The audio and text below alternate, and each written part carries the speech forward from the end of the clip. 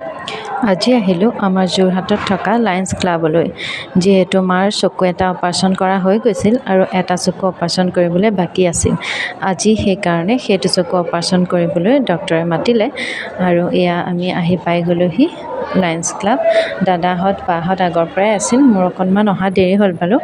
এয়া চাওক, মাক অপাৰেশ্যন ৰুমলৈ ভৰাই নিলে আৰু আমি এয়া বাহিৰতে সকলোৱে অপেক্ষা কৰি আছোঁ কেতিয়া আনিব উলিয়াই বুলি।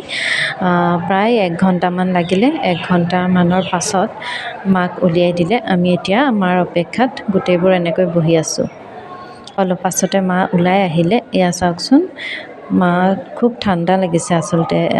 অপাৰেশ্যনৰ ৰুমৰ ভিতৰত AC আছিল বুলি কৈছে, সেইকাৰণে নে কি নাজানো, বহুত বেছি ঠাণ্ডা লাগিছে। 4-5খন ব্লেংকেট দি এনেকৈ দি থোৱা হৈছে। এতিয়া অকণমান শুইছে বাৰু।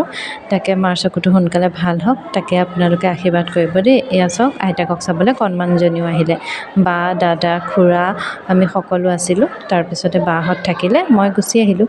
মাক সোনকালে ভাল হয় বুলি আশীৰ্বাদ কৰিব।